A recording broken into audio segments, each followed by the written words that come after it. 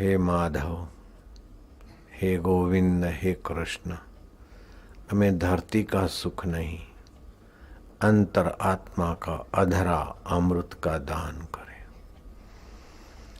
शरद पूर्णिमा का चंद्रमा पृथ्वी के निकट होता है, औषधि और गर्भ पुष्ट करता और जीवस को पुष्ट करता है। शरद पूनम की रात में उसकी विशेषता आती है और शुक्ल पक्ष के दिनों की अपेक्षा शरद पूनम के चांद में ये विशेषता है। भगवान ने वही शरद पूनम की रात्रि पसंद की। पित्त संबंधी बीमारियां और पित्त प्रकोप जनित स्वभाव में जो उद्वेग है वो भी शांत होता है शरद पूनम के किरणों से। शरद पूनम के बाद औषधि आंवले आदि पुष्ट होते हैं। ऐसे ही हमारा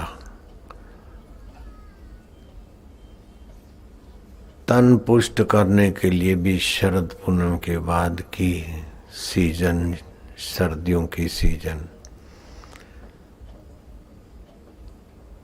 12 मास आंधी तूफान गर्मी सर्दी को झेल सकें और शरीर सुदृढ़ रहे। शरद पूनम के बाद भूख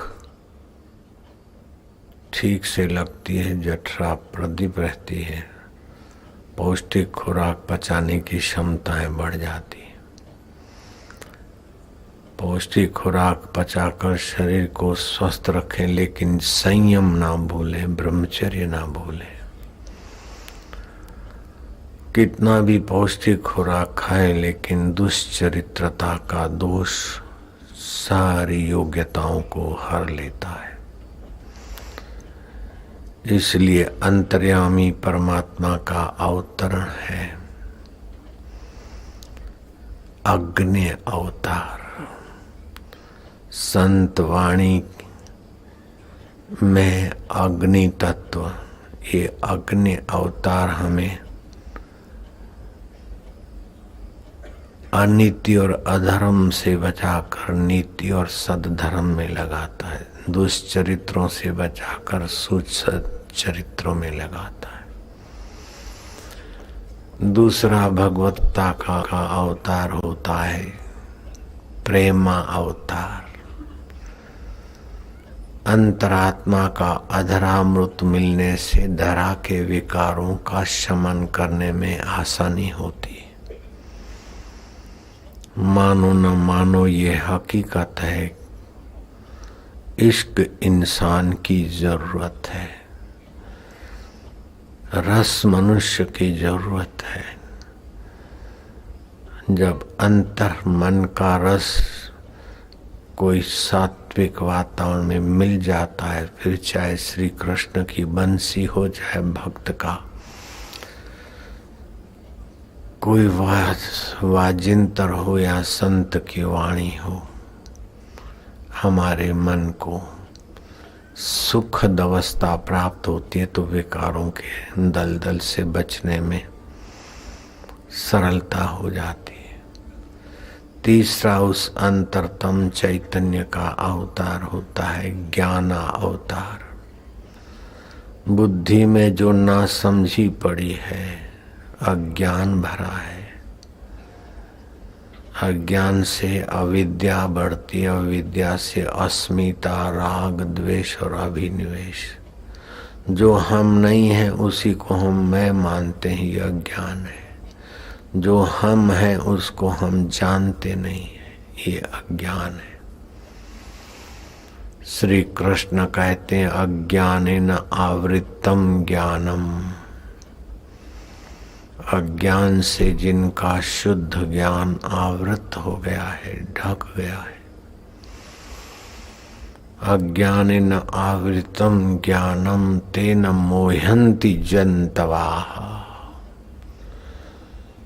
वे बेचारे जंतु की नाई विमोहित हो जाते हैं। जैसे दिए के जंतु है तो धधकती आग, लेकिन सुख बुद्धि से भागते भागते जाते हैं।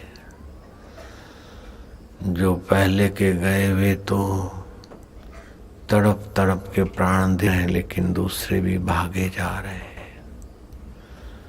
अज्ञान से इनका परिणाम का ज्ञान दब गया है। ये जो मजे लेते हैं उसके बदले में कैसी कैसी सजाएं हैं, ये बुद्धि समझ सकती है, लेकिन अज्ञान का पर्दा पड़ा है बुद्धि पर। अज्ञानेन आवृतम ज्ञानम तेन मोहंति जन्तवाः, भगवान कहते हैं। ये अज्ञान को मिटाने के लिए ज्ञान चाहिए, और वो ज्ञान अवतार भगवान का, अंतर्यामी परमात्मा का स्पूर्ण ज्ञान अवतार गुरुओं के द्वारा अथवा भगवान स्वयं।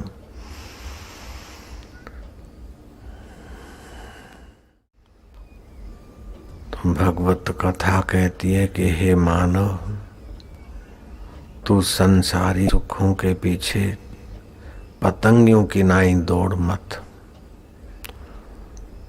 तो अपना विवेक जागृत कर, ये भोगेंगे वो खाएंगे, बाहर से सुख अंदर मत भर। अपने अंतरात्मा के सुखद स्वभाव का सुमरण करके शांत हो। श्वासोश्वास में भगवत नाम सुमरण करके भगवत रस जगा। जिस रस को पाना है, जिस भगवत सुख को पाना है, उसके विषय का ज्ञान होना चाहिए। जिस विकारों से हम बार बार परास्त हो जाते, उन विकारों का परिणाम दुख है।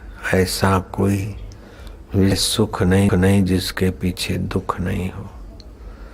भोजन तो करो, लेकिन मजा लेने के लिए भोजन करा तो बीमारी देगा। पति पत्नी में जियो, लेकिन संतान को जन्म देने के लिए अगर विकार का मजा लेने के जियोगे तो आयुष्य नाश होगी। विषय विकारों से संयम बरतें। कम बोले सार घर भी तो बोले हैं। सात्विक भोजन करें, असार भोजन ना करें। ऐसे ही सात्विक देखें, सात्विक सुने। इस प्रकार विवेक जगाएं। विवेक मिलता है सत्संग से, बिनु सत्संग विवेक न होई। तो नारद जी के कथा आयोजन से विवेक और वैराग्य से, विवेक से वैराग्य से साधक का अंतःकरण पुष्ट होता है, तो भक्ति युवा होती है, सबल होती है। भक्त का लक्षण है कि भगवान से भी भक्त न हो। शरीर से तो भी भक्त हो जाएंगे, दुखों से भी भक्त हो जाएंगे, सुखों से भी भक्त हो जाएंगे, लेकिन इन सब को जानने वाला मेरा चैतन्य आत्मदेव से मैं भी भक्त नहीं होऊंगा। ओम ओम। श्री कृष्ण बंसी बजाते और गोपियां नंगी हो जाती है, गोप नंगे हो जाते हैं। नंगे का मतलब ये, चीर हरण का मतलब ये नहीं कि कपड़े उतार देना नंगा हो गया। नई मान्यताओं की परतें छोड़ देते हैं। मैं फलाना हूँ, फलानी हूँ, मैं फलानी जाति का हूँ। ये शरीर को मैं मानने की जो परतें हैं वे सब हट जाती है प्रेमा भक्ति में, चिन्मय सुख में। और ग्वाल गोपियों को अधरा अमृत का रस मिलता है। राम तीर्थ गाते खुश फिरता नंगम नंगा है, नैनों में बहती गंगा है। नैनों में ज्ञान दृष्टि है। वासुदेव सर्वमिति, विकारों से उपरामता है। कुछ फिरता नंगम नंगा है, नैनों में बहती गंगा है। जो आ जाए सो चंगा है, दिल रंग भरा मन रंगा है। वाह वाह, कोई शिकवा नहीं, कोई फरियाद नहीं, कोई आकर्षण नहीं, कोई विकर्षण नहीं, सब बीत रहा है। वाह प्रभु, ये भी गुजर जाएगा, वह भी गुजर जाएगा, ये भी देख वो भी देख, देखत देखत ऐसा देख, मिट जाए धोखा रह जाए एक। एकम सत्यम, वो सत्य स्वरूप आत्मा। ओम ओम चैतन्य स्वरूप। भगवान की भक्ति का फल भगवान का दर्शन नहीं है, भगवान की भक्ति का फल भगवान का मिलन नहीं है। भगवान तो वृंदावन में अथवा महाभारत की युद्ध में अथवा लंका में बहुतों को मिलते थे, लेकिन भगवान की भक्ति का फल भक्ति ही है। भागो ही भक्ति। अष्टधा प्रकृति अलग है और हम अलग है। इस प्रकार का अपना शुद्ध बुद्ध स्वभाव जागृत कर दे और अंतरात्मा का रस जगा दे, वह भक्ति है। जो भी दुख सुख होते हैं वो जागृत और स्वप्न में होते हैं, और जागृत में भी जैसी मान्यता होती है, मान्यता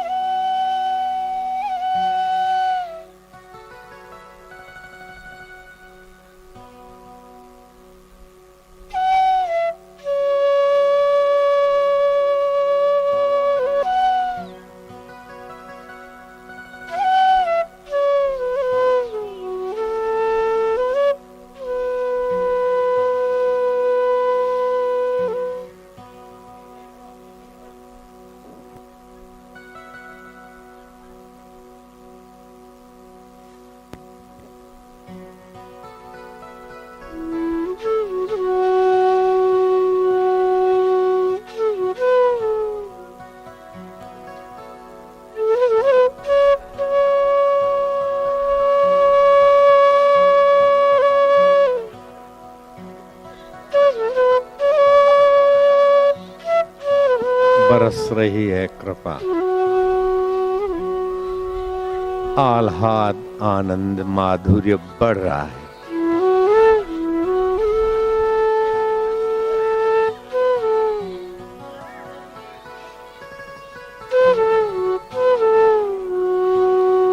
मस्तों की मस्ती इबादत से कम नहीं, भक्तों की भक्ति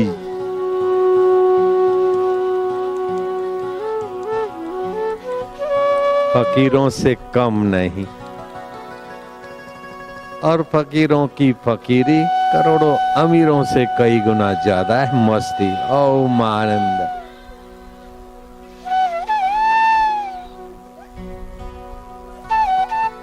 आनंद माधुर्य। ओम।